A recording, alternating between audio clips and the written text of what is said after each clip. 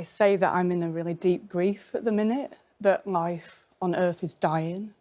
We're in the 6th mass species extinction event, that my children don't have a future, that we haven't tackled this crisis. We've known about it for many years. 400,000 people a year die in other countries.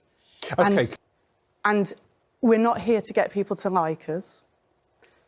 We're here to get people to have a conversation about this emergency. So you don't care that you're really winding a lot of people up? You don't care about that? No, I don't want to wind people up, and I do apologise for the inconvenience caused. But you can hear the emotion in my voice, right? I have 2 boys, 10 and 13, and they won't have enough food to eat in a few years' time.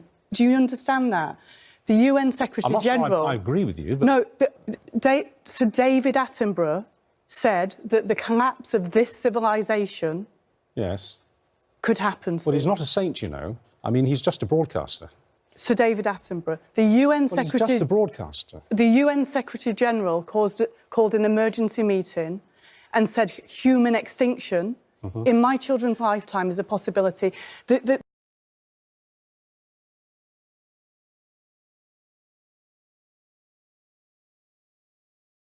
Robinson is the reason many of us are in this room. If it wasn't for him, we wouldn't be here. Way back, 1997, 1998, when the Kyoto Protocol was first being proposed, Art Robinson was one of those pioneers who saw that the science had been hijacked by the left, that people were being lied to, and that real scientists all across the country, all across the world, were being ignored. That the fact that most scientists didn't believe that climate change was either man-made or was going to be a problem was being ignored and hidden by a small group of politically oriented scientists. So Dr. Robinson didn't just sit on the sidelines. He made a critical decision. He said, let's organize a petition that we can ask scientists to sign that says that we don't believe global warming is a crisis. And he hatched the petition project. It's a very short statement, and I'm going to read it to you in full. It says, we urge the United States government to reject the global warming agreement that was written in Kyoto, Japan in December 1997, and any other similar proposals. The proposed limits on greenhouse gases would harm the environment, hinder the advance of science and technology, and damage the health and welfare of mankind. There is no convincing scientific evidence that human release of carbon dioxide, methane, or other greenhouse gases is causing or will in the foreseeable future cause catastrophic heating of the Earth's atmosphere and disruption of Earth's climate. Moreover, there is substantial scientific evidence that increases in atmospheric carbon dioxide produce many beneficial effects upon the natural plant and animal environments of the Earth, period. Signed by 31,000 scientists, over 9,000 of whom have PhDs. It's a brilliant thing, and it's so important in the debate to be able to say, look, the only petition that's been signed by that many scientists is adamant that the science is not in and that global warming is not a crisis, which is why the left demonizes that petition just relentlessly. If you go to the Wikipedia entry on it, you'll see how they try to misrepresent it. So Dr. Robinson is a distinguished chemist. He's the co-founder of the Oregon Institute of Science and Medicine. He's the editor of Access to Energy, an outstanding newsletter on energy policy and environmental issues. He received a PhD in chemistry from the University of California in San Diego. I'll say quickly, the Oregon Institute of Science and Medicine, founded in 1981, is a nonprofit research organization devoted to conducting basic and applied research in subjects immediately applicable to increasing the quality, quantity, and length of human life. The Voice of Reason Award, please come up here, Art Robinson. Thank you very much. You know, the greatest scientist who ever lived was Isaac Newton. And if you understand anything about his work, it's very hard to think of his work without almost having tears in your eyes. Newton, and in Albert Einstein's terms, we can say Newton did this work. Einstein said he was privileged to do this work. But at the end of his life, this man, obviously our greatest scientist, said of himself this. He said, I do not know what I may appear to the world, But to myself, I'm just like a small boy playing by the seashore, occasionally noticing a more beautiful pebble or shell, while the great ocean of truth goes undiscovered before me. Now, those who have had an opportunity to live a life in the world of science that he and a very few others created have had the same experience. I've lived a life in biochemistry, and it's a wonderful life. Every now and then you chip off some small thing that you can understand and do it. Every now and then you have an opportunity to do something that may be a little more general, but not 1/100th% of what there is to know about biochemistry has been discovered today.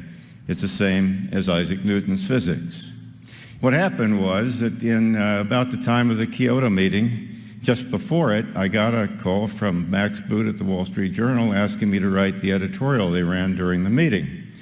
And I had to have it the next morning. So I called Sally Balunis and asked her to please keep me from making some terrible error, and we got a credible editorial together and wrote it. But then afterwards, the people on the other side, this side, started being very uncharitable, telling quite a few lies about us, and that got our attention a little more. And I realized that these people had three strings to their bow. The first was that a consensus of all scientists already agreed with them, so they didn't have to discuss the science. The second was that they were on the white horses of idealism, trying to save the planet.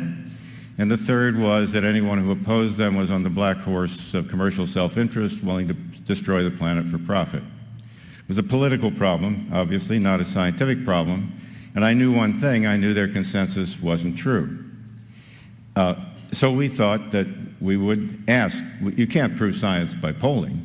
It doesn't matter how many scientists sign up behind an idea. It has no merit with respect to whether the idea is true or false. But it did have merit in this. So we decided we'd circulate that petition. But the first problem we had was we didn't know enough about the subject to write a review article on it, and if we didn't send the scientists a thorough review article about the subject, they weren't going to sign. So we started a study, and first time it was a group of us doing it. The second time, Noah and I and our colleagues. And we had one tremendous benefit. We had Willie Soon. Willie Soon, I mentioned before, a couple days ago, is an American wild card, but he also is a certified genius. Willie, if you ask him a question about this subject, there's a little blur, and suddenly sitting in front of you is a pile of all the research papers, pro and con on the subject, everything you might need to know about it, and then you're reading for a few weeks, and then you ask him another question. So he helped us tremendously, and over a period of many months, we thought about it until we reached the conclusion that we knew enough to write a review article, and we did. And then with the help of Fred Seitz and many colleagues, Jane Orient, Jeremy Snavely, all kinds of people, many people in this room, and including the Readers of Access to Energy who supplied the money, we started circulating that petition. And it grew to about 17,000, and the second time to 31,000, and it would have been a lot larger. We just ran out of stamps. And it was done by a first-class male handshake with each scientist at his known address. There was one bogus name on it, Ozone Action, which eventually became Greenpeace USA, basically forged one of these things and sent it in. And as soon as we found out about it, as soon as they started bragging, we took it off. And there were no others. There never has been another. They got much more active in the second time we circulated it, trying to put on bogus names. But Jeremy Snavely ran a project to vet every name very carefully, and it prevented it.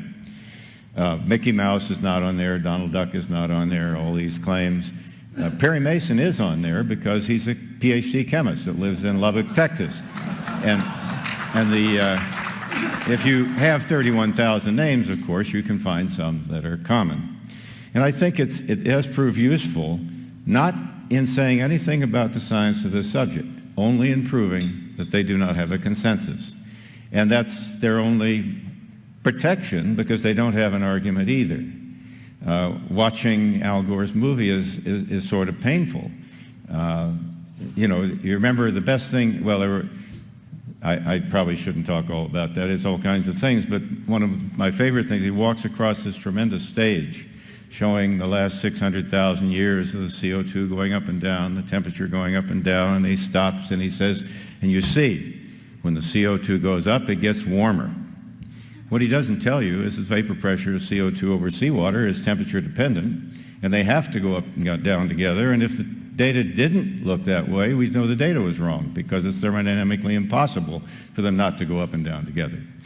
No one knows whether we'll be successful this time. We have new tools. We can communicate with each other. And we have the internet where now the truth and the lie can stand in competition, whereas before, if you, as Mark Twain said, never get in a fight with anybody who buys his ink by the barrel. And it used to be that if you bought your ink by the barrel, you could tell a lie and conceal the truth. That can't be done anymore. We live in a different world, a highly technological world, and maybe we'll be the exception.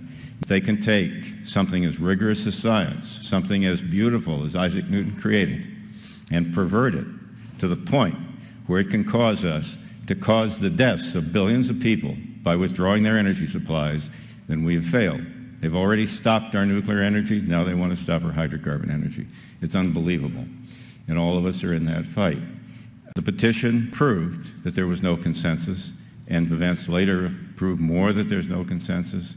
The review article we managed to write after many months of study is mostly correct, but there are many new things that can be said about it.